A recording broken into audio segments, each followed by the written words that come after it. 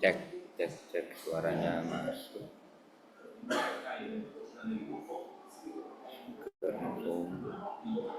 Cek lagi suaranya.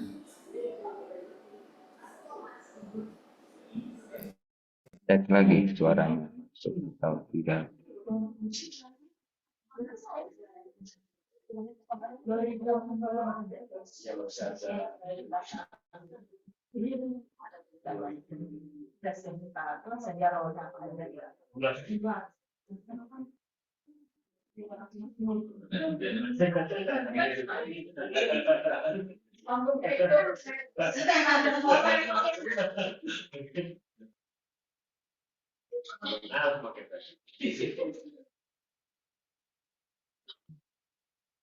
Halo Mbak Menia. Assalamualaikum. Ya, Kang. Oh ya, ini saya lokasinya di tempat lain di Hotel Sofyan. Oh iya. Tapi ini saya harus off cam dulu sebentar ya. Oh iya. Ya. Jadi monggo Nanti. barang barangkali menyambut teman-teman. G. Monggo saya tak jadikan Mbak Wening co-host ya. G.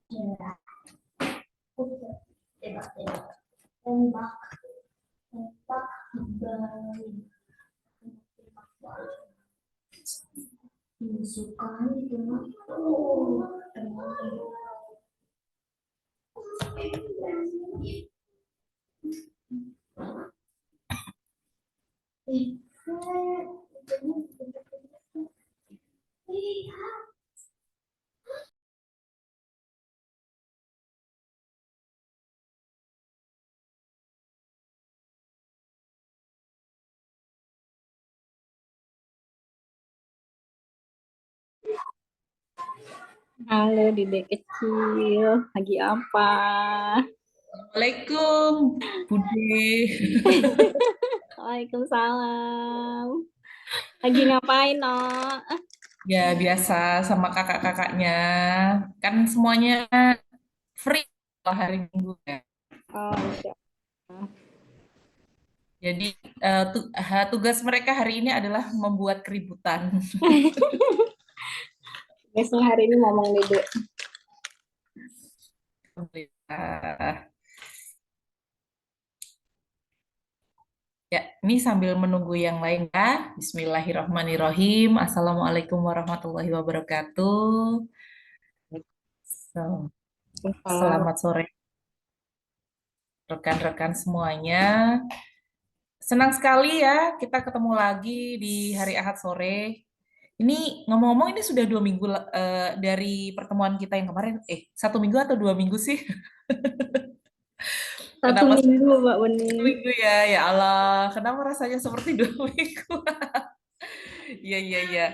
Alhamdulillah, setiap Ahad sore ya, kita akan berkumpul di pendampingan keluarga pendidik organik yang alhamdulillah pekan kedua baru baru berselang 1 pekan aja udah ada 3 tugas ya, 3 worksheet. Gimana Bapak Ibu semuanya? Apakah hari Ahad ini ada yang ngebut mengerjakan worksheetnya atau udah eh, selesai dari kemarin-kemarin nih aman gitu ya? Nah, insya Allah di sore hari ini kita akan membahas ya 3 worksheet yang sudah dibagikan. Yang terakhir tadi apa kemarin ya? From detachment-nya. Isinya cuma 2 pertanyaan, tapi kayaknya ini udah kayak ujian essay. Ini apakah ada yang menjawab lebih dari kolom yang sudah disediakan mungkin ya, malah jadi tulisan panjang gitu. Lumayan tuh, bisa sekalian jadi bahan tulisan yang bisa dibagikan nanti ya, jangan-jangan ya. Kemudian juga dua worksheet tentang kehidupan industrial dan kehidupan institusional em, yang apa dulu ya? Oh, kehidupan industrial ini ya, ada beberapa pertanyaan, kurang lebih 15, dan pernyataannya itu berat banget gitu ya, kadang ya untuk dijawab. Nah, tapi insya Allah nanti sore hari ini coba kita akan bahas satu-satu, atau mungkin setelah mengisi, Bapak Ibu semuanya merasa dapat bahan perenungan baru, atau malah mungkin sudah sampai pada insight-insight baru ya, dari pemantik pertanyaan-pertanyaan yang ada di worksheet. Jangan-jangan nih, sudah jadi diskusi panjang bersama dengan pasangan. Nah, ini juga nantinya coba akan kita bahas bersama. Baik, sebelum nanti kita akan menyimak paparan dari Kang Firman yang sore hari ini akan membersama kita dari Jakarta ya, karena hari ini bertepatan dengan event training TM Dynamic juga. Nah, semoga Bapak Ibu semuanya sore ini dalam keadaan sehat walafiat, dalam keadaan yang lebih baik dari pertemuan kita sebelumnya. Ngobrol-ngobrol, kita ngobrol dulu aja ya. Mbak Deska, Assalamualaikum, selamat sore. Yang ada di Sinjai. Bisa on mic nggak? Halo, Mbak Deska. Oke, sambil nunggu Mbak Deska. Nah, kita ke ini aja deh. Mbak Novita dulu deh. Assalamualaikum, Mbak Novita. Sedang sibuk kah sore hari ini? Nah, kira-kira ini ada yang bisa nemenin ngobrol nggak ya? Oh, iya. Oh, masih perjalanan. Oke, baiklah. Iya, iya, nggak apa-apa. Hati-hati di jalan, Mbak Novita, santai aja. Karena di sini sudah hujan, sudah mulai turun hujan sejak pukul kurang lebih pukul 3 sore tadi. Mungkin di tempat Bapak Ibu semuanya juga sudah sering ya setiap hari turun hujan. Jadi mungkin ada yang masih dalam perjalanan seperti Mbak Novita, hati-hati di jalan. Tetap fokus pada jalan Anda ya. Biasanya kan kalau nggak mau ketinggalan tuh disambi ya di jalan tapi masih dengan mendengarkan. Ya, semoga tidak mengganggu fokus Anda dalam berkendara ya. Oke, baik. Em, ini deh, ada yang sudah selesai mengerjakan worksheet-nya? Nah, boleh cerita-cerita dulu sebelum nanti ngobrol-ngobrol. Bagaimana kesan Anda dengan pertanyaan-pertanyaan yang diajukan? Kesannya aja ya. Apa yang Anda pikirkan, apa yang Anda rasakan. Ini juga lumayan ya worksheet-nya ya. Diminta berandai-andai, berandai-andainya ekstrim lagi ya. Per 1 Januari Anda tidak bekerja lagi.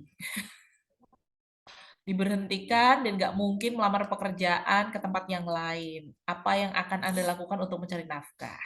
Nah, saya jadi ingat tadi saya tanya, ini pertanyaannya khusus bapak-bapak atau ibu-ibu ya kan? Soalnya kalau saya menjawab mah enak aja gitu. Ya kalau saya nggak bisa kerja lagi, terus nggak memungkinkan melamar pekerjaan, ya minta aja sama suami. Tapi aku tentu saja akan berbeda ya. Kalau ternyata kan ada susulannya gitu ya. Mungkin pertanyaan ini akan lebih pas dan sesuai konteks kalau memang eh, pasangan suami istri ini sama-sama bekerja gitu. Atau yang terikat dengan pekerjaan di institusi atau di industri. Nah, ini kayaknya lebih relevan kali ya pertanyaannya. Kalau ibu rumah tangga kayak saya mah enak aja ya, minta aja habis uangnya. Baik. Oke, selamat sore mungkin Mbak Reni. Mbak Reni Sarasmita, apakah Ya, sore Mbak. Nah, Assalamualaikum. Waalaikumsalam warahmatullahi wabarakatuh. Alhamdulillah akhirnya ada yang bisa on mic. Saya menyimak kok, Mbak. Nggak Belum apa-apa ada yang sih. nanggepin, nggak apa-apa ya, Mbak. Oh iya, nggak apa-apa. Nggak, dari tadi saya tuh ngobrol sendiri. Aduh, mau bahan apa ya kalau ngobrol sendiri? Nah, kalau ada lawan bicaranya kan enak ya. Mbak Reni, boleh tahu dari mana Mbak Reni? Eh, saya dari Muara ini, Mbak. Sumatera Selatan, Palembang tuh, kalau mudah diingat. Iya, yang Enim tuh dekat Palembang ya. Ya, ya. Iya. Jauh banget. Oke, Mbak Reni gimana? Udah mengerjakan worksheet-nya? Nah, iya itu belum, Mbak. Jadi pas Oh, sebenarnya sekarang kondisinya lagi kurang sehat. Pas oh, Kang Firman ngirim itu lagi ke dokter gitu. Jadi oh nanti aja. Terus ketiduran baru buka grup lagi, chatnya udah 70-an. Terus oh iya lupa kelewat. Jadi belum belum keisi, Mbak. Tadi baru oh, chat di grup. Jadi mohon iya. maaf nanti bisa Oh, disesuaiin. betul. Yang penting sehat dulu, Mbak. Soalnya nanti kalau mengisinya dipaksa dalam keadaan sakit tuh takutnya tambah beban pikiran gitu ya. Nanti aja kalau sudah sehat, fit, fresh, nah gitu tuh lagi mengisi ya worksheet-nya ya. Baik, semoga lekas sehat ya Mbak Reni ya. Amin. Terima kasih, Mbak. Terima kasih Mbak Reni. Nah, ini Kang Firman sudah on cam, berarti sudah hampir siap ya. Kira-kira sehari-hari. Suaranya terdengar. Ya, dengan Ya, jelas Kang. Alhamdulillah. ya baik. Tidak ada noise. Jadi bilang tidak ada noise, ternyata ada temennya ya di situ. Iya, Baik. baik, baik. Ini memang tidak di tempat biasanya ya. Ya, oke, baik, tidak apa-apa. Semoga sore hari ini kita akan tetap bisa fokus menyimak paparan dari Kak Firman dan untuk Bapak Ibu semuanya. Selamat mengikuti sesi yang kedua. Sambil monggo dibuka lagi worksheet-nya, baik sudah diisi maupun belum. Kita akan sama-sama simak penjelasan dari Kang Firman. Monggo, Kang Firman. Baik ya. Bismillahirrahmanirrahim. Assalamualaikum warahmatullahi wabarakatuh. Selamat sore Bapak Ibu rekan-rekan sekalian. Kita jumpa lagi di Zoom program pendampingan keluarga pendidik organik ya.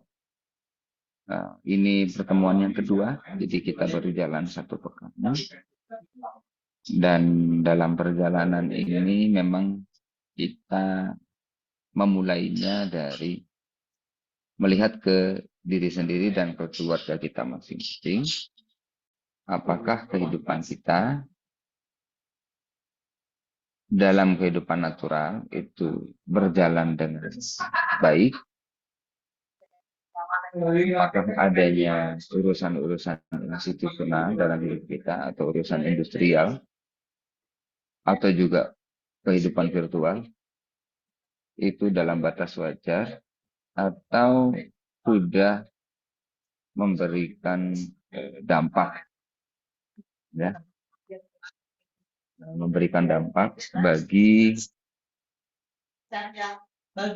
keseharian kita ya, keluarga kita itu seperti apa. Nah, untuk itu memang membantu Bapak Ibu untuk lebih jelas melihat kehidupan kita, kami sudah kirimkan worksheet yang masing-masing berisi 15 pertanyaan, di mana Anda bisa meninjau, mereview kehidupan Anda, dan menggali, mencari tahu, ya barangkali apakah ada dampak, ya, ada dampak dari kehidupan institusional yang kita jalankan, atau juga kehidupan industrial yang kita jalani sehari-hari. Adapun untuk kehidupan virtual memang sengaja kita simpan untuk berikutnya ya. Di sini Bapak Ibu bagian sudah mengisi worksheet-nya, sudah mengirimkan juga. Walaupun memang sebagian yang lain belum. Jadi mari kita diskusikan sama-sama satu persatu ya. Apalagi kalau nanti kita sudah bisa melihat kira-kira apa ini dampaknya. Kalaupun itu tidak terjadi pada keluarga kita, kemarin di awal saya sempat sampaikan, jikalau itu tidak terjadi di keluarga kita, kita perlu memahami juga jika itu terjadi di keluarga saudara kita, keluarga teman-teman kita yang kita ketahui. Bisakah kita mengamati kira-kira apa dampaknya? Dan barangkali kita bisa memberikan saran apa transformasi yang perlu kita lakukan agar dampak tersebut bisa kita tangani. Baik, mudah-mudahan terlihat jelas ya Bapak Ibu, rekan-rekan sekalian. Jadi ada 15 pernyataan di mana Anda bisa meresponnya dengan mengkonfirmasi ini ya atau tidak.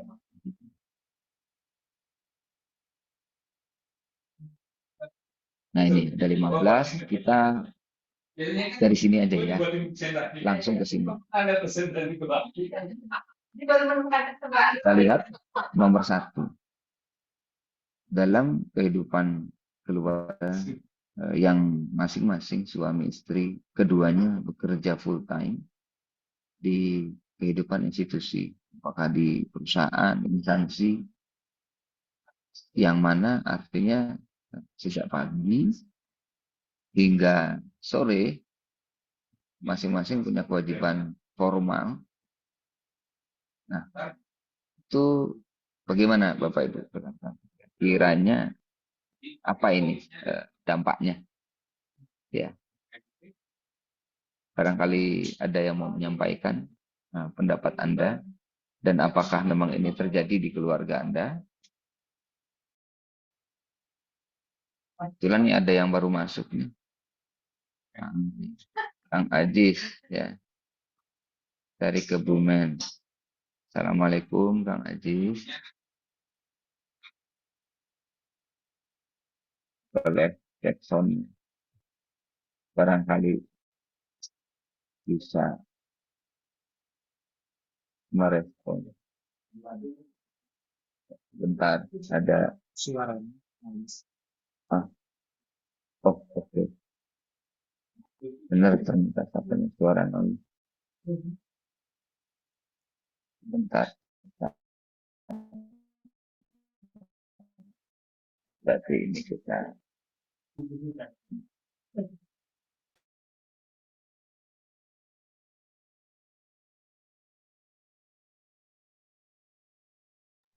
Baik, Bapak Ibu semuanya, kita akan ini ya, jeda sebentar ya, karena tadi noise-nya kayaknya terlalu masuk ya, sampai dikira mic-nya ada yang bocor.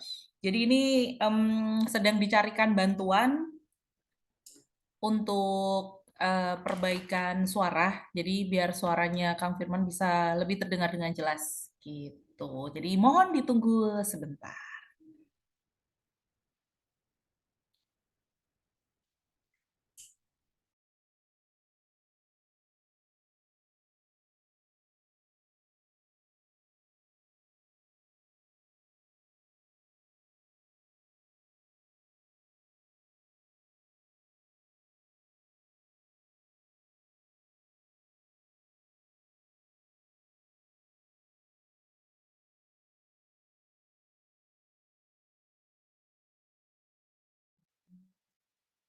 cek suaranya. Kak Wening, Ya, ini sudah lebih baik, Kang. dari saya tadi ada noise ya. Iya, dari Kang Firman ada noise dan suaranya Kang Firman lebih kecil. Sekarang sudah lebih besar. Ya, sebenarnya lebih karena gitar saya sedang sepi. Jadi artinya kalau suaranya balik lagi nanti masih kalah. Ntar ini sedang diusahakan ya. Ya, Ganti headphone sama ganti mic. Ya, siap, sementara Kak. saya lanjutkan dulu ya, rekan-rekan. Baik, jadi Bapak Ibu, barangkali ada di antara Anda yang suami istri bekerja, apa kira-kira dampaknya? Ini memang butuh kesediaan ya untuk mengakui bahwa dampaknya itu ada loh. Sekalipun kita pikir itu dampaknya kecil. Ya, saya ini sekedar sharing pengalaman.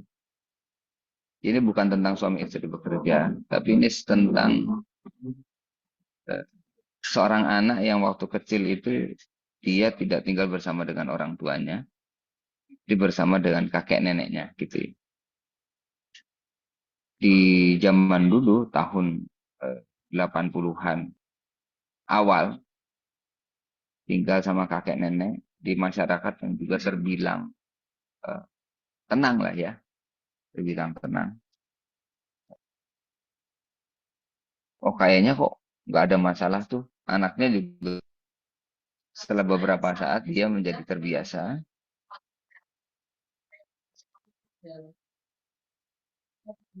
menjadi terbiasa sehingga ya dirasanya tidak ada masalah. Ternyata ada dampaknya.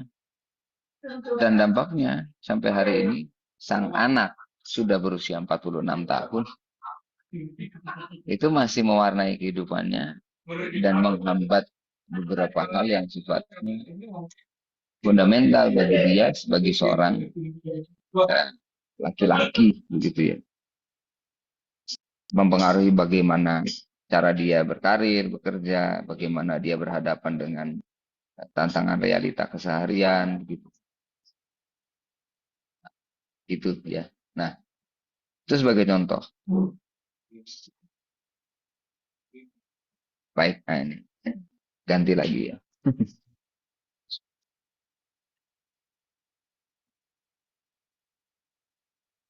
Udah. Oh, oke. Ini enggak ada.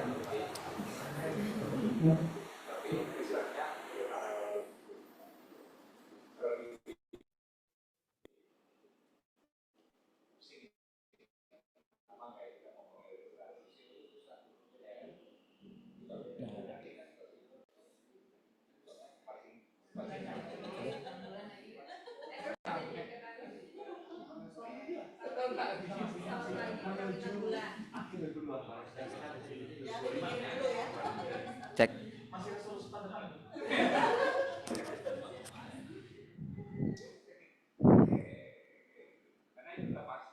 Boleh dibantu suaranya, Mbak Waning? Oh, sudah, Kang. Ya, Lebih baik? lebih baik. Suara di belakang nggak masuk, nggak terlalu masuk. Ya, oke. Lebih baik dari yang tadi? Ya, Ya, ya, oke. Baik. Saya lanjutkan sebentar, ya. Kang. Maaf, Kang, Mas, sebelum ini mic apa, Kang? Bagaimana?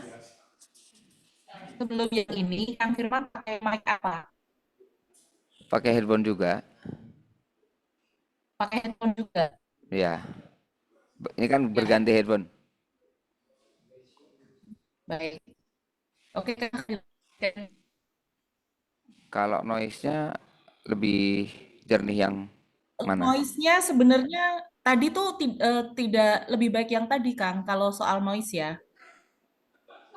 Mending yang tadi. Ya, mending yang tadi. Oh, oke. Dibandingkan yang sekarang ya. Oke. Oke, saya coba ganti lagi ya. Ya, tidak apa-apa. Matur nuwun, kita cek lagi.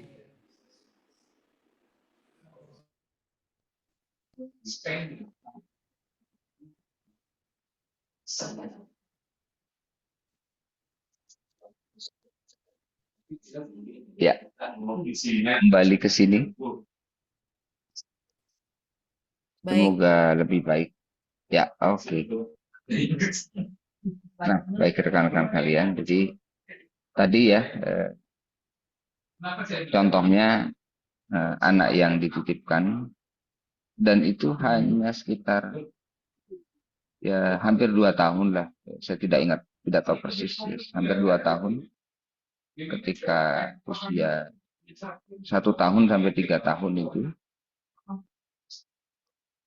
1 tahun sekian lah. Jadi terpotong juga menyusuinya tidak tuntas. Dititipkan sama kakek nenek. Di zaman itu kehidupan tenang ya. Jadi mungkin orang tua berasumsi ya anaknya juga nanti bisa beradaptasi. 2 tahun tidak bersama orang tua, hanya bersama dengan kakek nenek di masa balita, ternyata berdampak. Dan dampaknya itu justru makin kelihatan ketika di usia sudah 30-an ke atas. Nah itu ya, baik. Jadi rekan-rekan sekalian, kembali ke sini. Bagaimana dampak-dampak dari setiap situasi yang ada di sini, kalau situasi tersebut terjadi pada keluarga Anda, membutuhkan kesediaan untuk menggali, mengamati, hingga mengakui bahwa dampaknya ada. Jangan sampai karena kita sendiri sebagai orang dewasa itu berpikir egois, kita mengecilkan suatu dampak. Menganggap, wah nggak apa-apa, biasa aja. Namanya juga hidup, ada pengorbanan dan lain sebagainya. Gitu ya. Dan ya ini sekaligus meletakkan dasar yang di pertemuan sebelumnya saya sudah sampaikan, bahwa membangun kehidupan yang kembali kepada kehidupan natural, kita tidak terjebak konstruk kehidupan institusional industrial. Salah satunya itu adalah pentingnya niat baik dan kejujuran. Pentingnya niat baik dan kejujuran dalam sebuah langkah. Ya. Misalnya suami istri bekerja full time. Kenapa mesti dua-duanya kerja full time?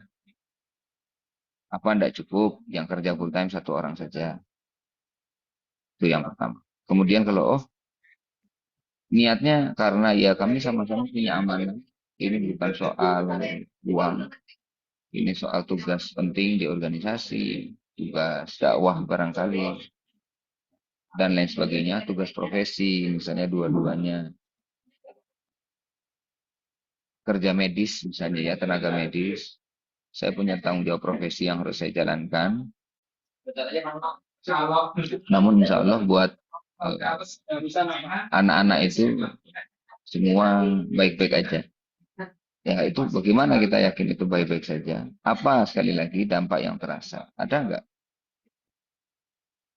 bagi anak-anak kita? Silakan. Nah, itu ditulis. Jika oh iya ternyata misalnya anak-anak itu akhirnya kelekatan dengan orang tua, kedekatan dengan orang tua berkurang. Anak pada usia yang masih relatif dini sudah terbiasa berjarak dengan orang tua. Dan nggak ada orang tua juga nggak apa-apa.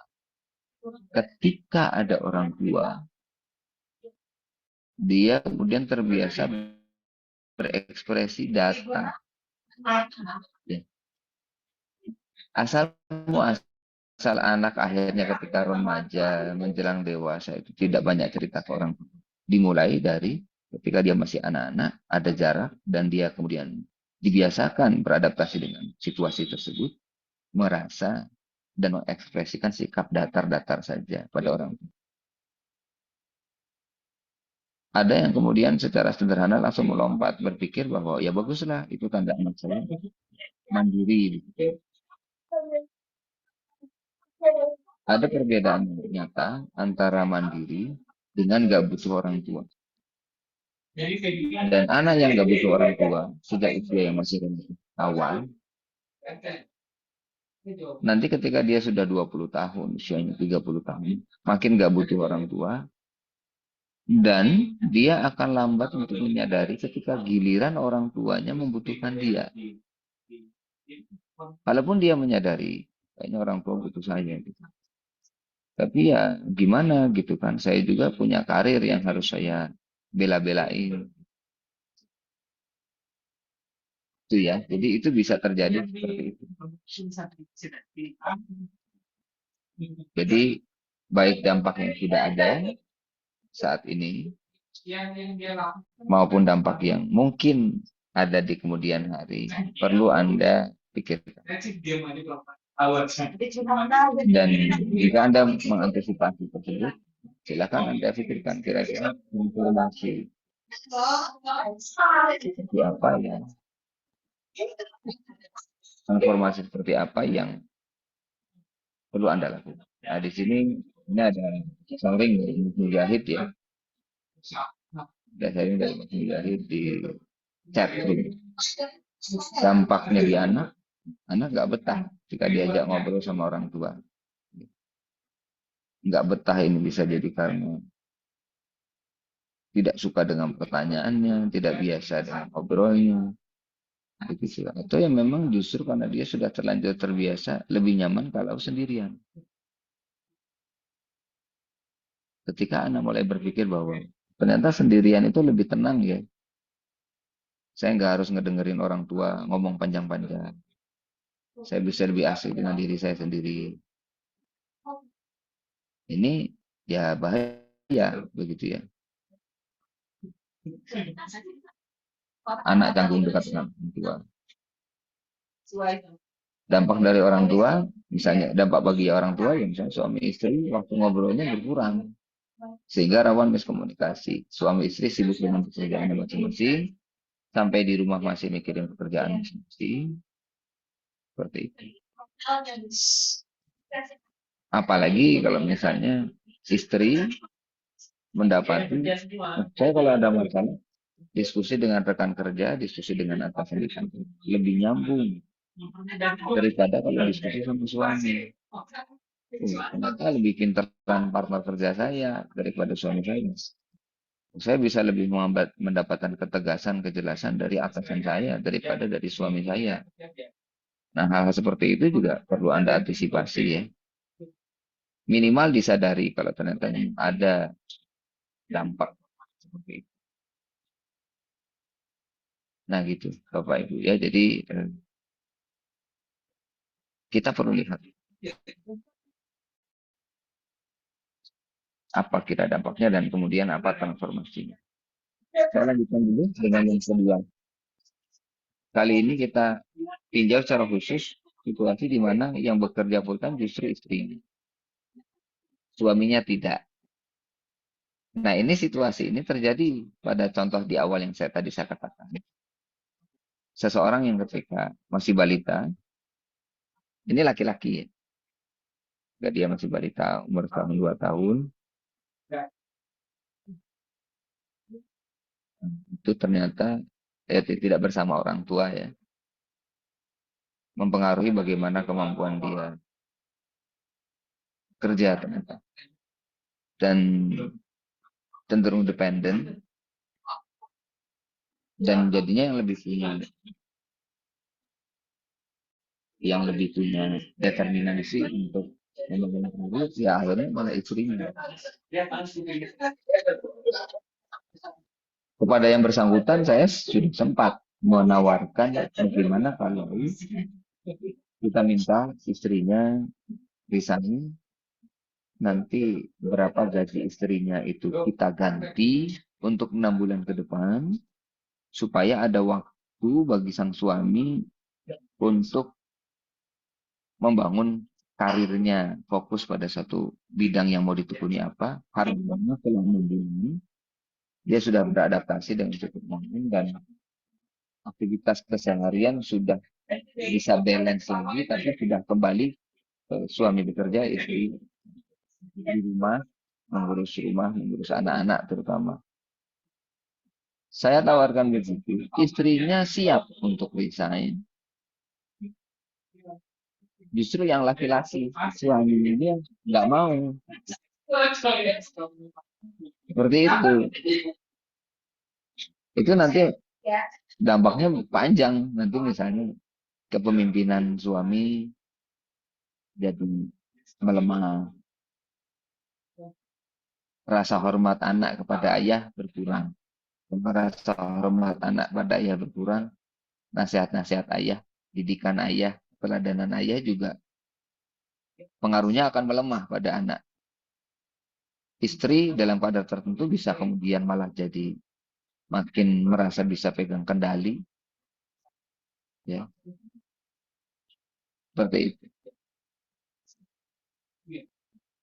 Gitu, Bapak Ibu. Ya.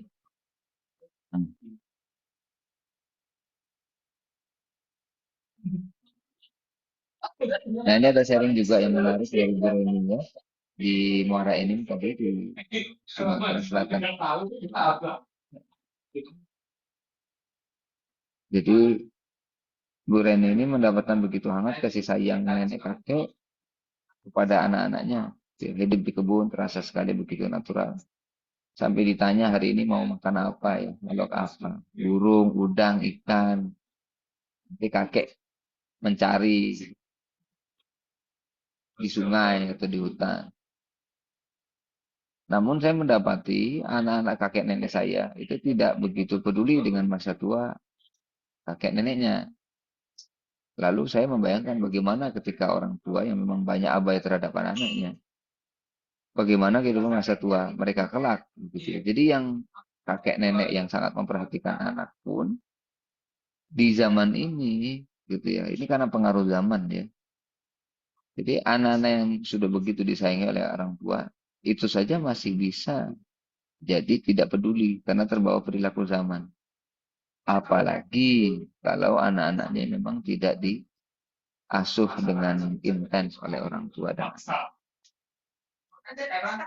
Bapak Ibu, rekan-rekan sekalian, 2 hari ini saya sedang di Jakarta, ada sebuah training, training consulting. Dalam training ini sebenarnya sering juga kami diskusi tentang kondisi di keluarga. Satu hal yang mengemuka dari banyak diskusi dengan teman-teman di sini. Satu yang paling hilang dari konsep berkeluarga adalah bahwa dalam kehidupan keluarga, bagian paling sentral dari kehidupan keluarga atau ekspresi paling sentral dari kehidupan keluarga itu adalah ekspresi berkasih sayang. Ya, suami memeluk istrinya, memeluk anaknya, anak-anak memeluk ayahnya, memeluk ibunya, gitu ya. Saling berpelukan, saling menyayangi, saling mengusap, saling memperhatikan, mengekspresikan rasa cinta, peduli, dan sebagainya. Itu adalah bagian paling sentral dari kehidupan keluarga. Bahwa kemudian nanti bapak ngasih nasihat ke anak, ibu mengurus keperluan keluarga, orang tua ngajarin ini dan itu kepada anak, gitu ya. Bapak bicara soal aturan dan sebagainya, itu tambahan. Gitu kan. Tujuan atau bentuk-bentuk dasar dari ekspresi pernikahan itu kan agar kita satu sama lain itu saling menyayangi. Itu ada di dalam Al-Quran. Yang tadi sempat disampaikan bahwa orang tua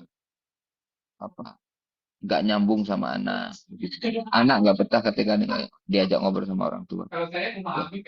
Salah satu efek lain dari kehidupan institusional itu adalah relasi orang tua ke anak itu, orang tua tuh cuma ngatur-ngatur aja, ngatur anak. Kayak atas ngatur bawahan. Ngatur anak, kasih perintah ke anak. Seperti itu. Orang tua itu untuk dapat dihormati oleh anak, akhirnya orang tua tuh melihat kalau di institusi bagaimana kehormatan itu ditegakkan. Oh ternyata dengan menciptakan jarak, dengan menjaga wibawa katanya gitu.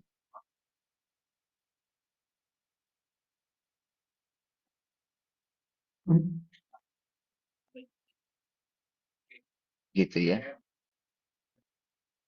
Jadi katanya begitu dengan menjaga wibawa dan sebagainya. Nah itu Bapak Ibu, coba Anda perhatikan ya seberapa kemampuan Anda khususnya para ayah ini. Bagaimana kemampuan Anda mengekspresikan rasa sayang pada anak. Apakah Anda sering memeluk anak Anda? Banyak ya Bapak Ibu, rekan-rekan sekalian, dalam cerita di generasi kita, bahwa kita tuh nggak pernah dipeluk ayah. Seperti itu. Nggak pernah dipeluk ayah, tidak pernah ada attachment gitu dengan secara emosi dengan ayah. Beliau ngasih nasihat banyak, tapi meluk jarang sekali. Mengusap kepala jarang.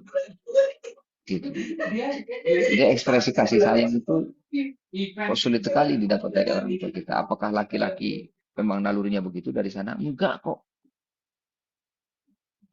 Enggak gitu sebenarnya. Semua manusia itu punya rasa sayang, dan kalau sayang sama keluarga itu ya inginnya memeluk, mengusap gitu ya. Memberikan sentuhan kasih sayang langsung. Itu naluri ya. Jadi kalau ada sampai para laki-laki yang benci untuk memeluk istri sendiri, ini ada apa ini Pak? Gitu. Ada apa nih dengan kita ini gitu kan? Kok meluk istri sendiri aja tanggung.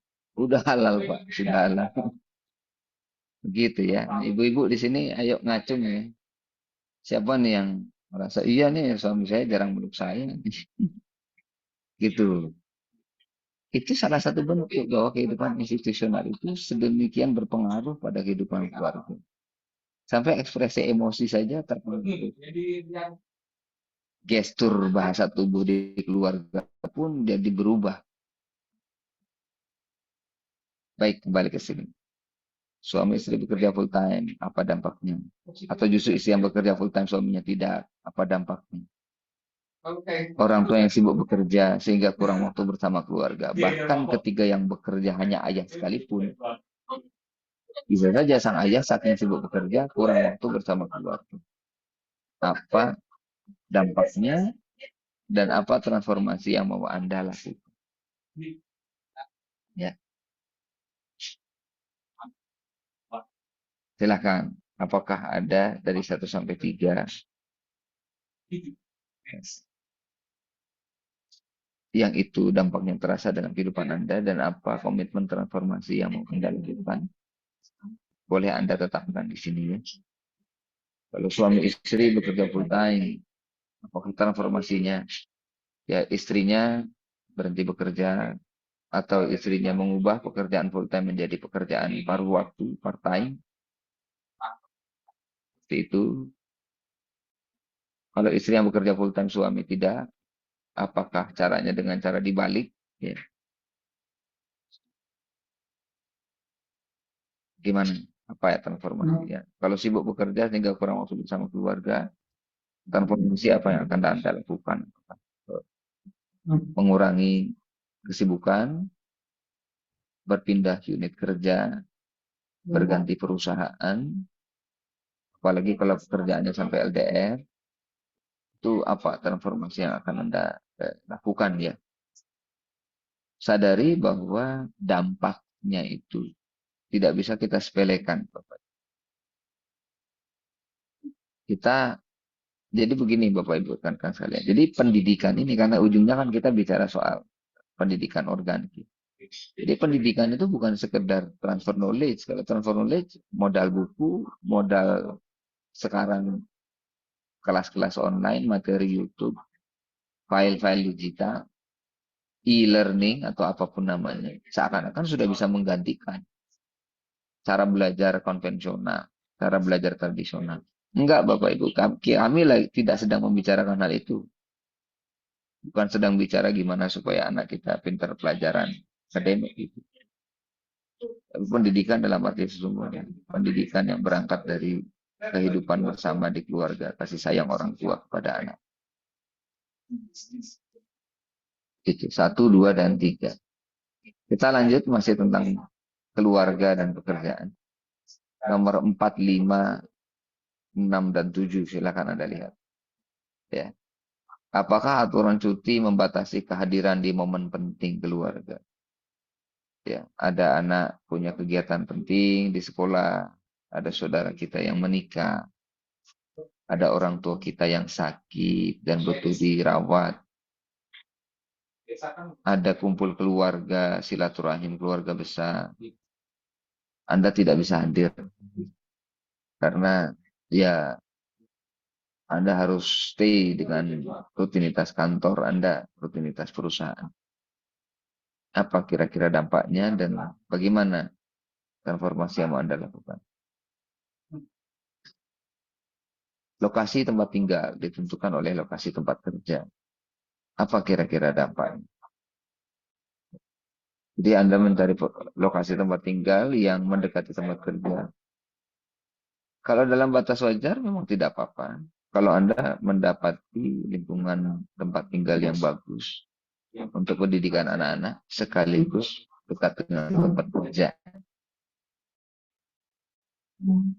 Tapi jikalau perlu, Bapak Ibu,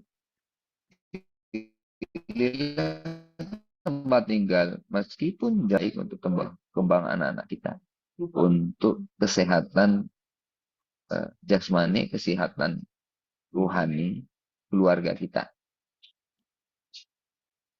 Seperti itu. Nomor 6, saya tinggal berjauhan dengan pasangan saya.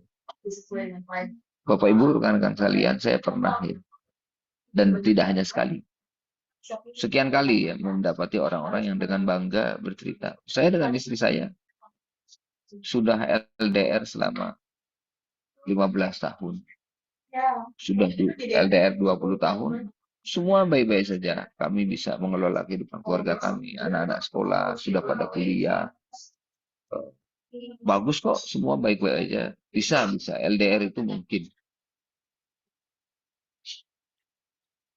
Andaikan tahu apa yang hilang, Bapak Ibu.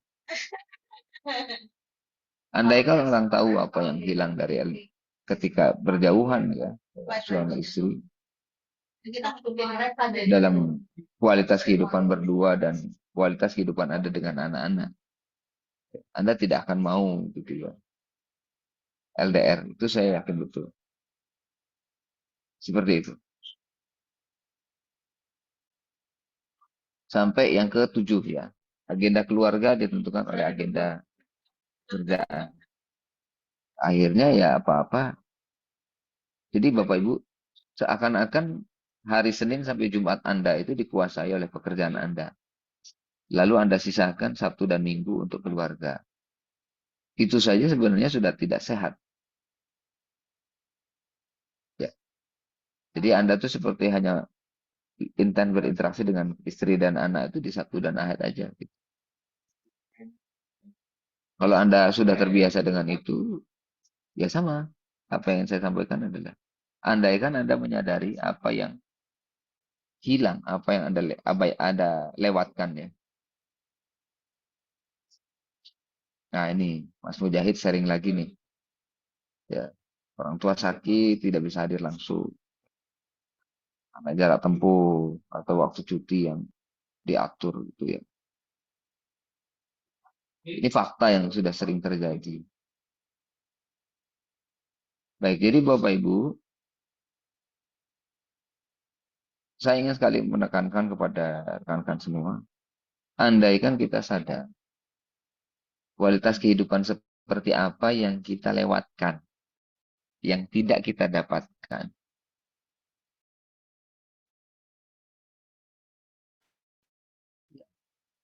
Ketika dipengaruhi dan bahkan dikendalikan kehidupan institusional tadi, ya. Andaikan kita tahu apa yang kita lewatkan, apa yang kita tidak dapatkan, andaikan tahu, maka kita akan mau untuk mengubah cara hidup kita. Baik, berikutnya rekan-rekan yang ke-8, ke-9, dan ke-10 ini membahas tentang ketergantungan atau pengaruh kehidupan institusional dalam aspek keuangan dan dalam aspek kehormatan ya. Kita lihat ya. Apakah Anda menyadari dan mengakui ada ketergantungan yang besar terhadap gaji tetap? Misalnya dalam bentuk Anda kesulitan membayangkan Jika gaji tetap itu sudah tidak ada, apa yang akan terjadi? Bagaimana rasanya? Bagaimana Anda menghadapinya? Untuk itulah saya kemudian di hari Sabtu kemarin ya mengajukan satu pertanyaan tadi. Jikalau Anda pada 1 Januari 2025 diberhentikan dari pekerjaan, apa yang akan Anda lakukan? Dan sebenarnya bahkan sebelum bicara apa yang akan Anda lakukan, persisnya apa yang Anda rasakan? Apa yang akan terjadi kira-kira? Ya, itu ya. Jadi silakan Anda explore ya. Di sini ada beberapa rekan-rekan yang dalam beberapa waktu belakangan ini sudah mengambil keputusan penting dalam hidup untuk resign ya. Yang resign istrinya nih gitu ya. Apa kabar? Assalamualaikum Pak Zamzami.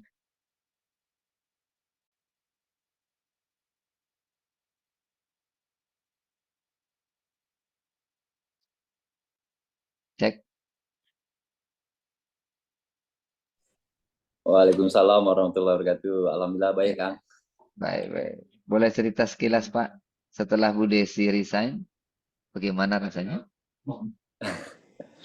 Ya, jadi sekitar mungkin kurang lebih 2 tahun setengah ya, 2 tahun setengah yang lalu itu istri resign kan. Sebelumnya memang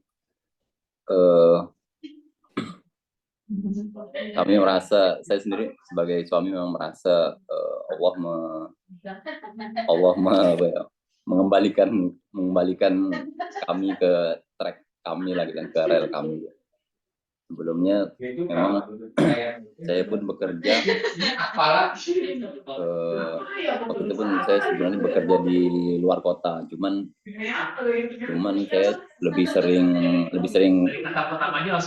cuman jarang pergi ke luar kota. Jadi memang sebenarnya kami memang secara hidup keluarga orang lain mungkin lebih sangat mapan gitu ya, karena kami punya orang yang mengasuh anak-anak secara baik gitu kan. Yang mengasuh anak-anak kami itu adalah kakak saya sendiri, jadi masih keluarga. Tapi kami tinggal di luar kota gitu. Oh, baik. Maksudnya tinggal di kabupaten yang jauh dari orang tua gitu. Sampailah kemudian kami itu merasa memang ada perkembangan yang tidak alami, tidak natural pada anak-anak kami gitu kan.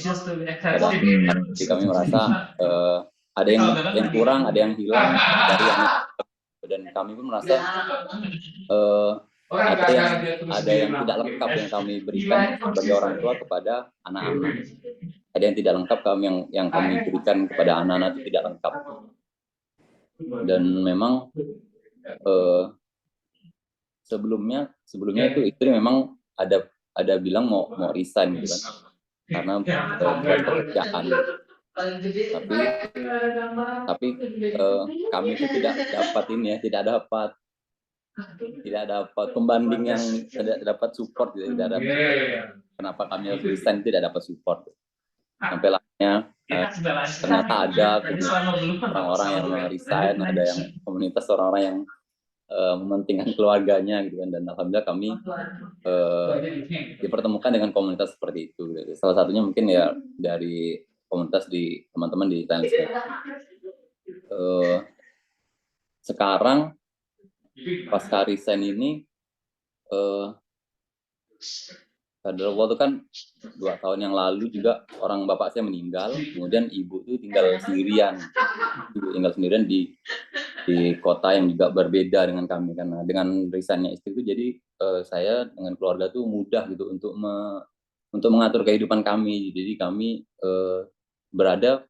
kami tidak susah gitu untuk menjalankan prioritas kami sebagai anak untuk tetap membersamai ibu saya yang notabene sendirian gitu. Jadi banyak hikmahnya gitu, bukan cuman bagaimana mengasuh anak-anak, tapi juga bagaimana kami sebagai anak juga bisa berbakti kepada kedua orang tua. Mungkin kedua hal ini juga masih seiring berjalan, banyak kendala yang kami hadapin, tapi alhamdulillah kami merasa kami berada di jalan yang benar gitu. Walaupun dengan kendala-kendala yang kami hadapi, ya setiap orang berperjalanan pasti ada kendala. Jadi kami merasa kami berada di jalan yang benar. Demikian mungkin Kang. Baik, terima kasih Pak Zamzami. Ini Pak Zamzami dan Bu Desi dari Kalimantan Barat ya.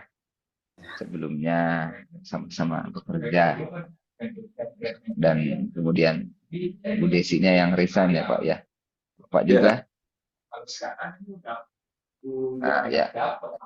Jadi rekan-rekan sekalian, tadi Pak Zamzami sempat menyebut ya, kemudian beliau berdua jadinya bisa mendampingi ibu.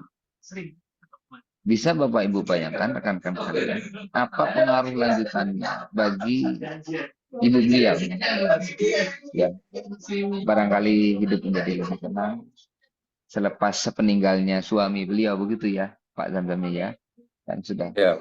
Nah, itu satu keputusan, kemudian seperti menghasilkan berbagai macam pengaruh yang saling berhubungan, antara satu pengaruh dengan pengaruh yang lainnya. Barangkali juga jadi lebih bisa berbagi, termasuk merefleksikan hidup ya. Misalnya kita jadi lebih mudah untuk minta nasihat dari orang tua kita, termasuk nasihat untuk anak-anak kita. Jadi anak-anak kita ini dapat nasihat dari kakek neneknya, gitu kan. Nah, seperti pesan-pesan dari masa lalu, sebut saja begitu ya. Yang kebijaksanaan yang dimiliki oleh itu bisa sampai turun ke anak cucunya, begitu. Hal-hal yang belum tentu kita bisa memberikan nasihat itu ternyata didapat dari kakek nenek. Banyak sekali yang bisa kita dapat. Terima kasih Pak Zamzami untuk sharingnya ya. Berikutnya ada Pak Ajis juga sama Pak Maul ya. Di sini juga sama. Istrinya itu Pak Ajis ini Mbak Maulina resign dari tugas di Dinas Kesehatan yang saya ketahui. Setelah sebelumnya ya dua-duanya bekerja. Nah itu ada manfaat-manfaatnya. Baik, rekan-rekan kita kembali lagi ke worksheet-nya.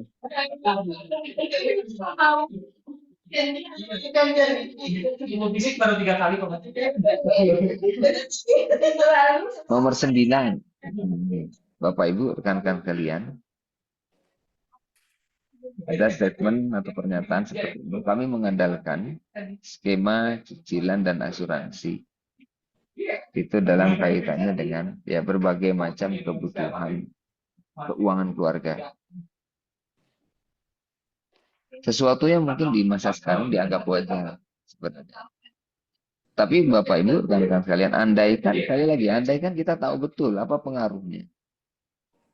Apa yang kemudian muncul dan apa yang kemudian hilang. Jadi ketika kita memilih bergantung pada skema-skema cicilan dan asuransi, pola membeli sesuatu dengan hutang, gitu ya. Itu kalau untuk cicilan itu. Ya, atau justru kita bersandar atas ketidakpastian hidup. Asuransi kan begitu ya, kita bersandar atas satu ketidakpastian hidup dengan cara kita membayar satu lain finansial yang mana kita berpikir kita jadi bisa bersandar pada asuransi dalam berhadapan dengan ketidakpastian tersebut. Itu dampaknya banyak sekali sebenarnya ke dalam kerja-kerja mental dan spiritual kita. Cara pandang kita terhadap keuangan, cara pandang kita terhadap pola konsumsi di keluarga, apa yang perlu, apa yang tidak perlu dibeli, apa yang bisa dibeli dan apa yang tidak bisa dibeli, apa yang tidak bisa dibeli dan memang benar-benar tidak perlu dibeli, itu bisa menjadi rancu dan kacau kalau kita dengan mudahnya mengandalkan skema cicilan. Dan di titik tertentu Bang, menurunkan segala sisi. Pertama, kreativitas kita di dalam mencari nafkah, atau di sisi lain memberikan kemampuan kita menahan diri dari membedakan mana yang penting dan mana yang tidak. Kemudian merancukan, mengkacaukan kita dalam pola mengalokasian sumber daya keluarga, baik dalam tataran hal perlu atau tidak perlu, dengan apa yang perlu sekarang, apa yang bisa nanti, Bapak Ibu. Dalam kadar tertentu, termasuk penggunaan skema cicilan ini membuat kita kacau dalam urusan-urusan prioritas yang lain, kaitannya dengan apa yang sebenarnya kita sudah mampu dan apa yang sebenarnya kita belum mampu. Ini saya ingin memberikan gambaran saja ya, Bapak Ibu, supaya mungkin lebih jelas. Saya sendiri di keluarga saat ini, saya sudah menikah dari sejak 2006 itu sampai sekarang sudah 18 tahun. Anak saya yang paling besar 17 tahun. Dari 18 tahun kehidupan berkeluarga sampai hari ini kami masih ngontrak. Saya belum pernah mengambil langkah apapun untuk membeli rumah. Kemungkinan besar orang zaman sekarang beli rumah itu nyicil. Dan betul, ada juga skema-skema cicilan yang syariah itu yang bisa kita ambil. Namun barangkali yang lebih penting itu sebenarnya bukan soal nyicilnya, tapi bagaimana Anda yakin ini saat yang tepat untuk mulai membeli rumah atau menyicil rumah. Seperti itu. Dan apa pengaruhnya terhadap pola kehidupan Anda ketika tiap bulan ada cicilan yang harus Anda bayar. Dan apa yang terjadi jika Anda sebenarnya tidak harus mencicil apa-apa. Begitu. Itu kalau saya pribadi dan istri merasakan betul pengaruhnya luar biasa besar sebenarnya. Sebagian orang mengambil langkah, ya sudah saya beli rumah, nyicil. Walaupun sebenarnya tidak merasa butuh-butuh amat, tidak merasa betul-betul mendesak. Tapi lebih karena terdesak. Terdesak apa? Terdesak oleh persepsi dan penilaian orang. Kalian menikah, udah 5 tahun, masa belum nyicil rumah? Sudah nikah 10 tahun, masa belum punya rumah? Akhirnya kita menyicil itu lebih karena tekanan orang lain. Yang mana mungkin tekanan itu berasal dari keluarga sendiri, bisa jadi. Begitu tekanan itu kita respon dengan pilihan mencicil rumah, itu sudah langsung mempengaruhi kehidupan kita ke depan. Bertahun-tahun lamanya. Seperti itu. Jikalah Anda dalam keadaan yakin betul, sadar betul ini adalah saatnya, dan Anda menemukan jalan terbaik yang Allah sediakan untuk punya rumah dengan mengangsur pembiayaan rumah tersebut. Alhamdulillah, ketika Anda yakin, mudah-mudahan dari situ kehidupan Anda menjadi lebih baik. Namun dari kebanyakan yang saya amati, justru tadi lebih banyak dampaknya yang buruk, dan kemudian tidak sedikit yang memang mengambil langkah tersebut lebih karena terdesak karena persepsi orang, dan akhirnya mempengaruhi ritme kehidupan keluarga.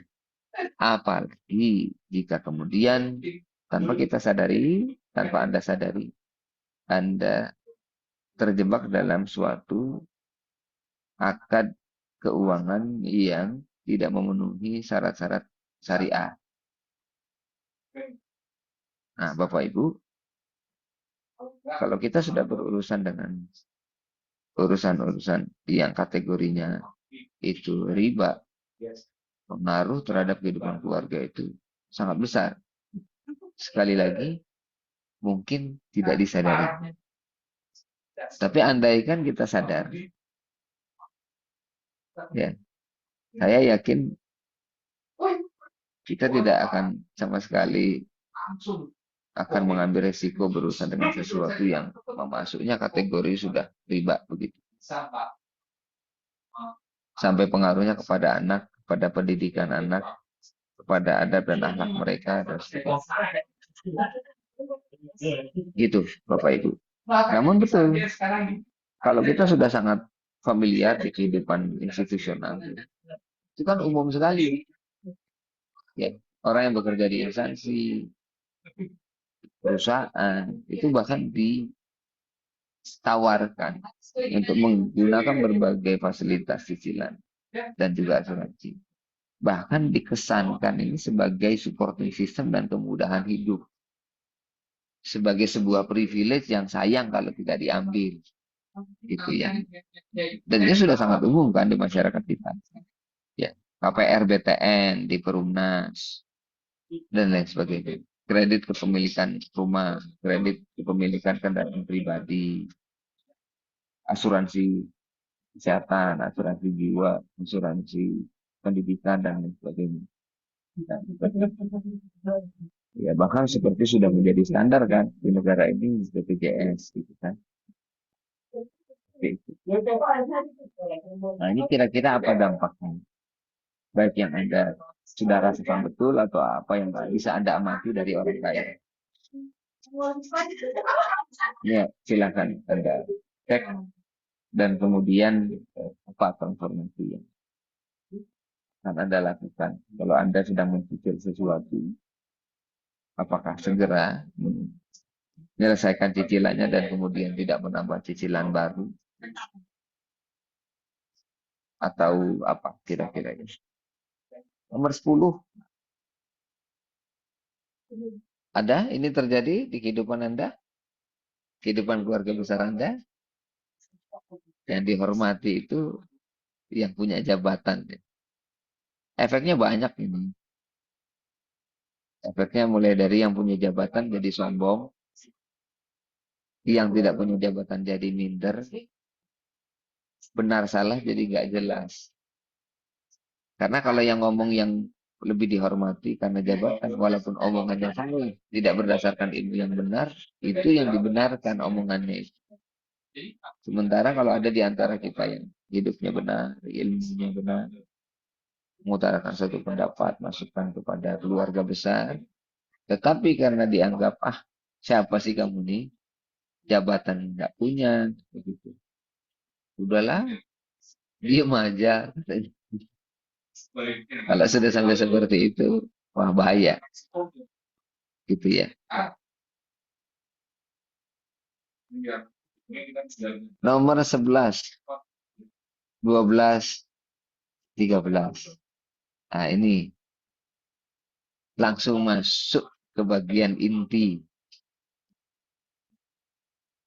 program ini ya. Bagaimana kita mendidik anak-anak kita. Bapak Ibu, rekan-rekan sekalian, orang tua mendidik anak sebenarnya dan seharusnya secara naluriah itu kita bisa. Harusnya kita tahu bagaimana mengajarkan sesuatu kepada anak kita dan kita punya gambaran bagaimana anak saya mau belajar di dalam naungan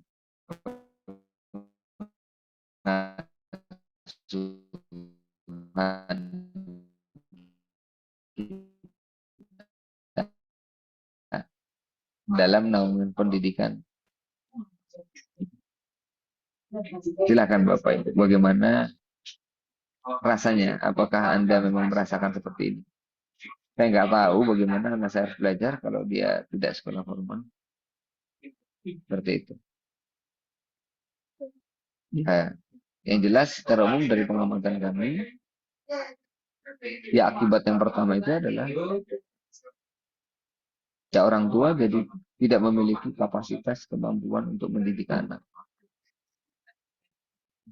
Tidak merasa harus melatihnya, memang merasa tidak bisa, tidak tahu harus ngajarin apa. Itu kemarin terjadi betul, Bapak Ibu, rekan-rekan sekalian. Di masa pandemi ya, banyak orang tua yang bingung. Anak saya di rumah. Anak saya di rumah, bagaimana ini?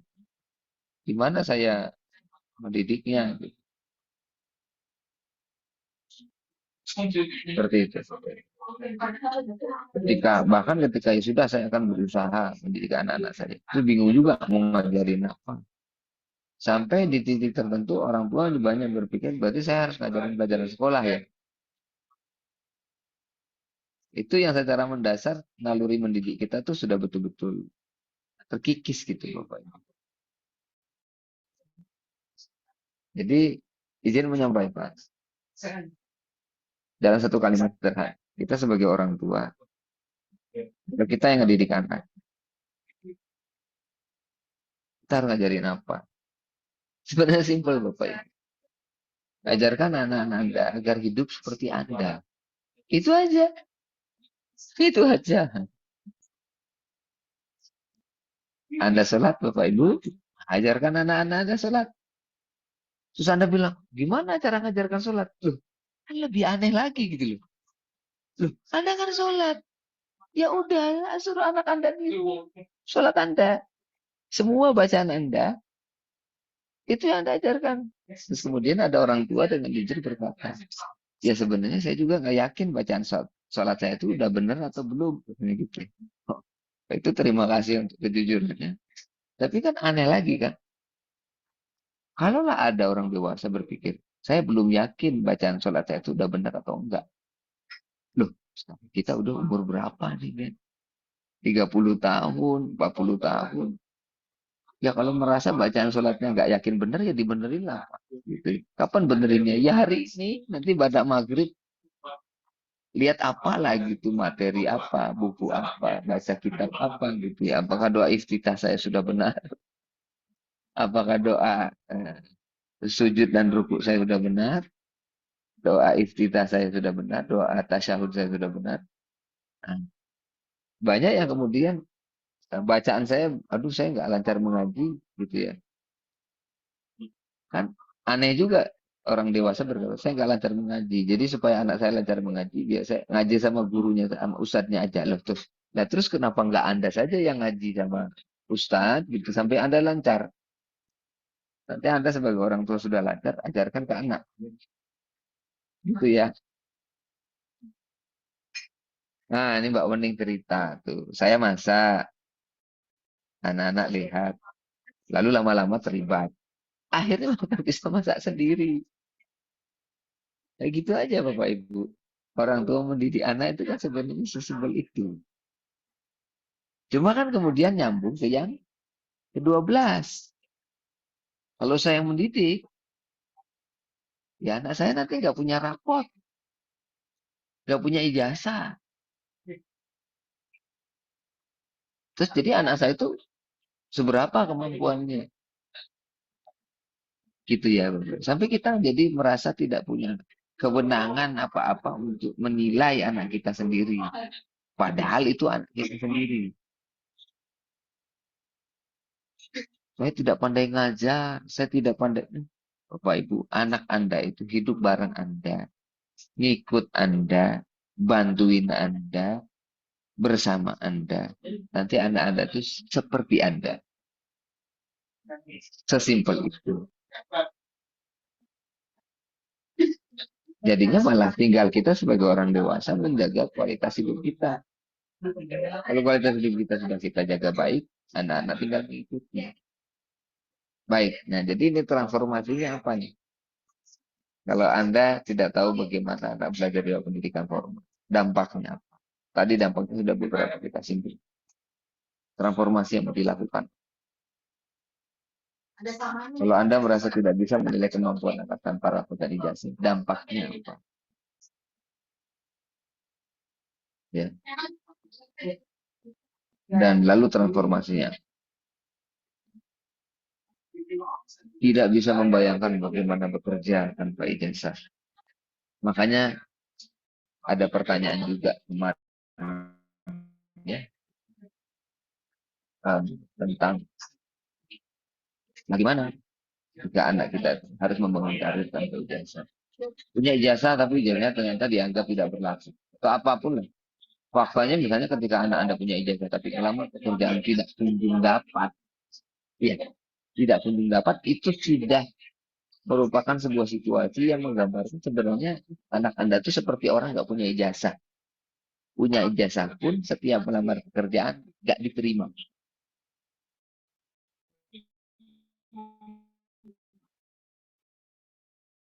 Ayo, mau ngapain? Gitu ya. Jadi, pendidikan organik ini saya susun bersama teman-teman. Sesederhana kami memperhatikan bagaimana kehidupan kami selepas kuliah sudah menjadi sarjana. Bagaimana membangun kehidupan, mengkarir,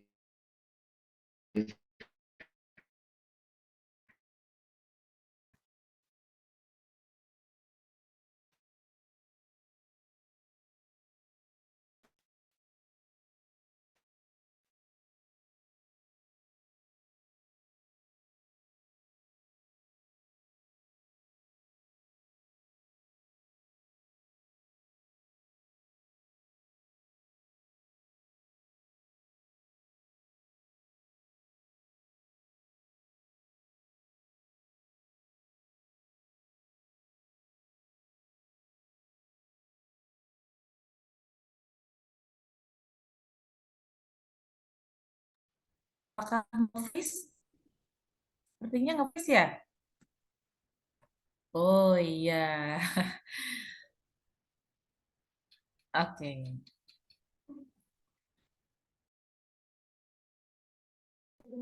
ya mohon maaf Bapak Ibu, terputus internetnya.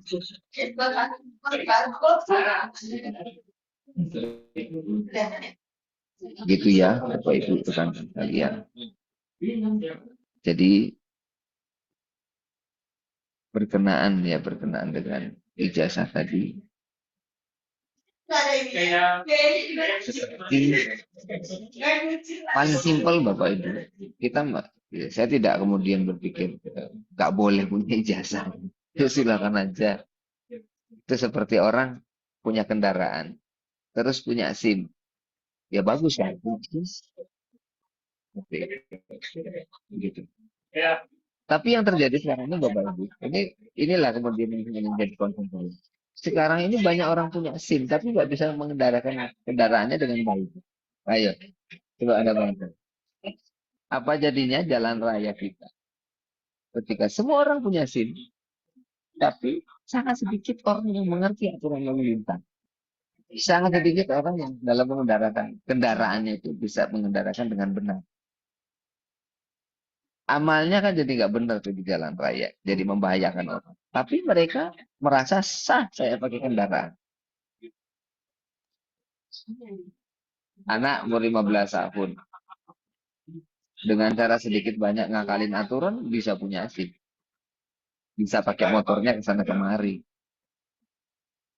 begitu.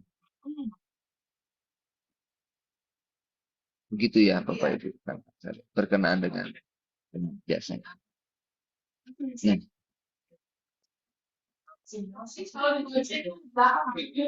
jadi kita akhirnya efeknya itu adalah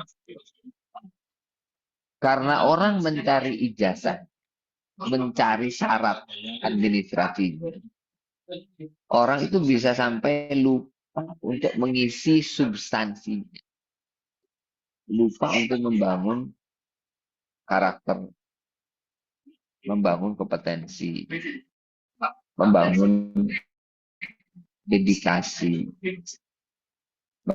melatih ketekunan, sebagainya. Sehingga ketika mereka punya ijazah, tapi pas kerjanya nggak bagus, kerjasamanya nggak baik, seperti itu. Tidak bisa membayangkan bagaimana bekerja tanpa ijazah. Ini sebenarnya menurut saya ini berbahaya. Berbahaya.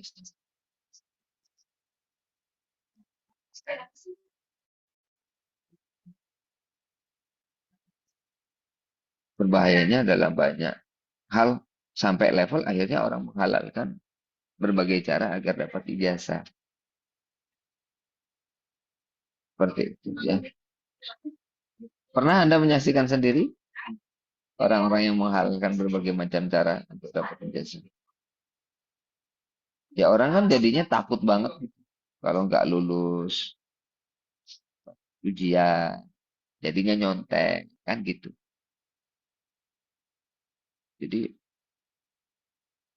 orang jadinya tidak mau mengakui kalau dia tidak kompeten. Orang tidak mau mengakui kalau dia itu belum paham suatu pelajaran. Jadi yang namanya proses. Saya jadi ingin berdiskusi sama Bapak Ibu juga.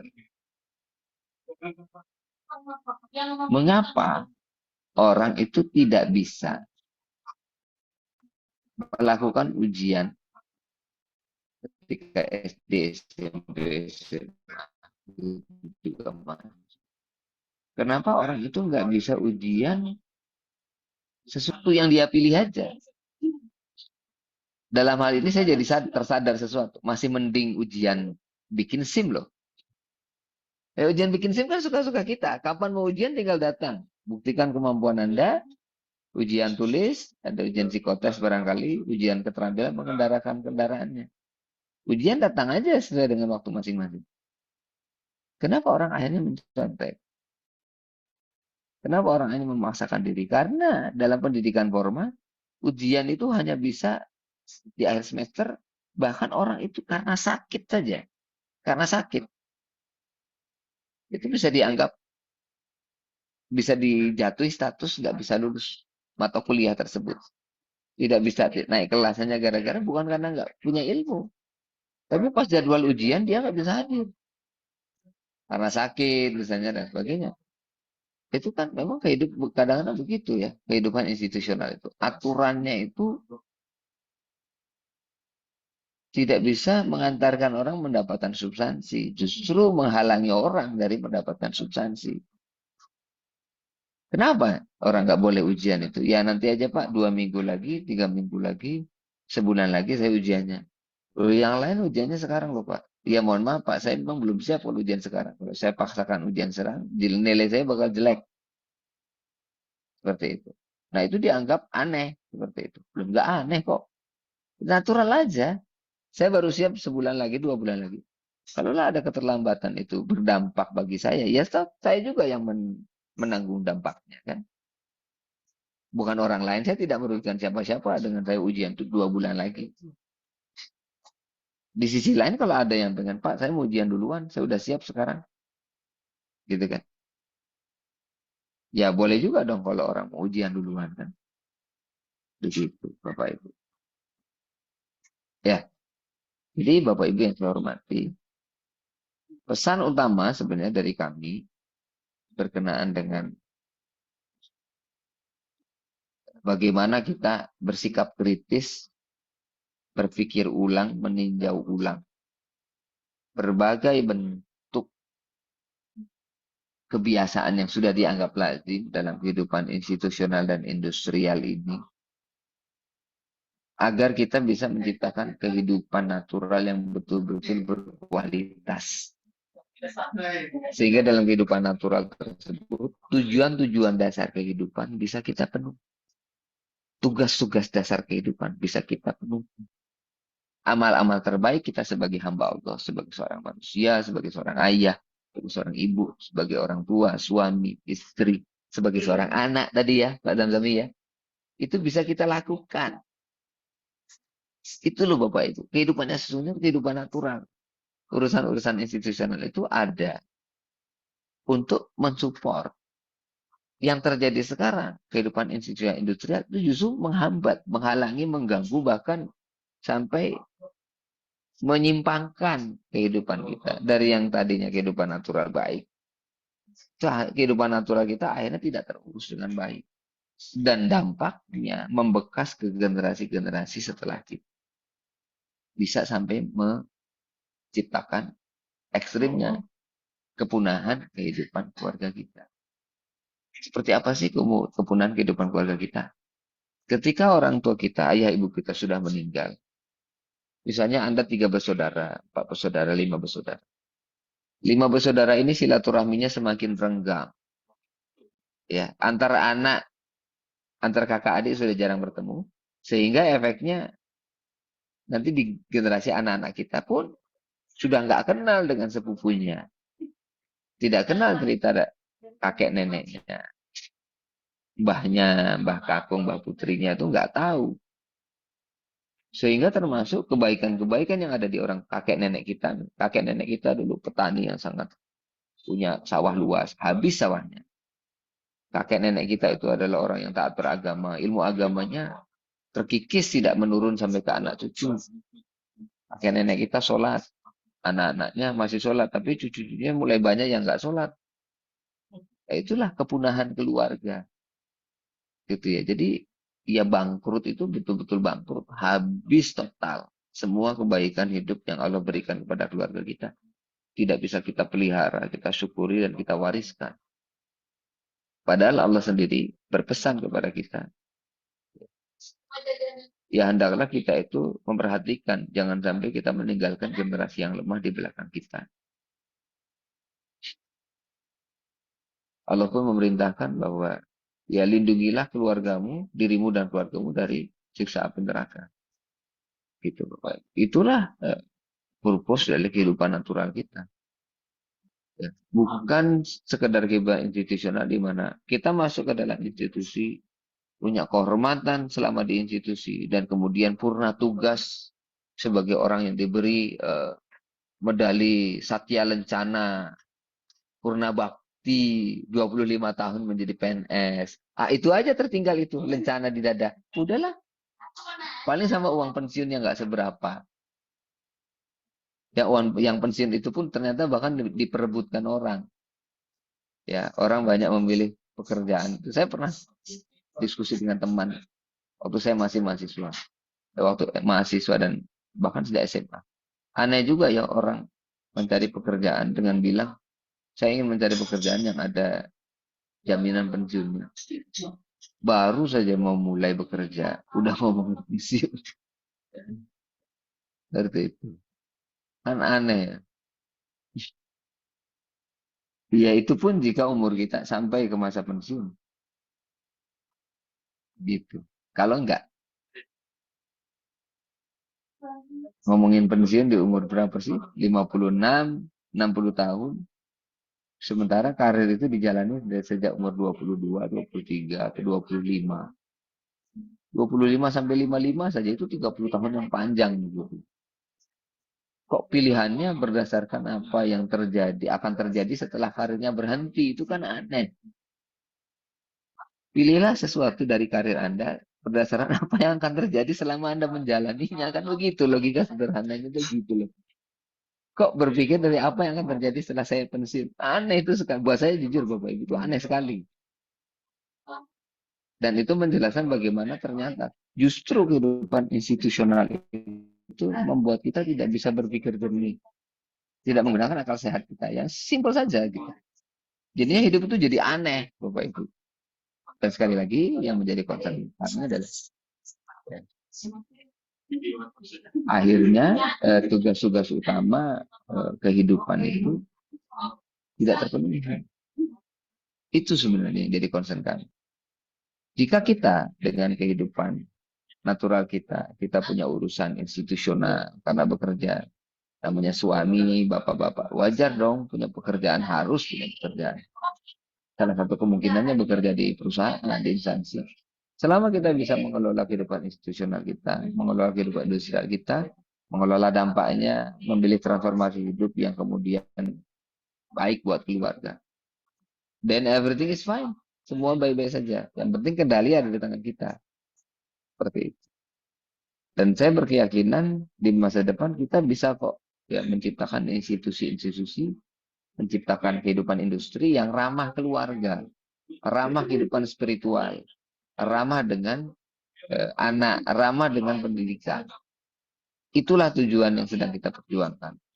Khususnya dalam konteks pendidikan itu sendiri. Bagaimana kita membangun pendidikan yang berbasis kesadaran akan kehidupan natural. Sehingga apapun tata cara yang kita jalankan dalam pengelolaan pendidikan ini, tadi bersifat mendukung, menopang, bahkan memperkuat kehidupan natural. Nih, Bapak Ibu, itu saja diskusi kita sore hari ini. Memang kita hanya sempat mendiskusikan kehidupan institusional, namun saya cukup yakin bisa mewakili ya isu yang kurang lebih sama dalam kehidupan industrial. penekanan dari saya, izin saya tekankan Bapak Ibu. Sekali lagi, mohon diperhatikan betul, disadari betul apa saja kemungkinan dampak-dampak yang ada dalam kehidupan Anda. Jika dari beberapa pertanyaan yang ada di kuesioner kehidupan institusional maupun industrial, itu ternyata memang terjadi dalam kehidupan. Apa dampaknya? Gali betul dampaknya bagi anak-anak, bagi kita, bagi anak-anak kita, bagi keluarga kita.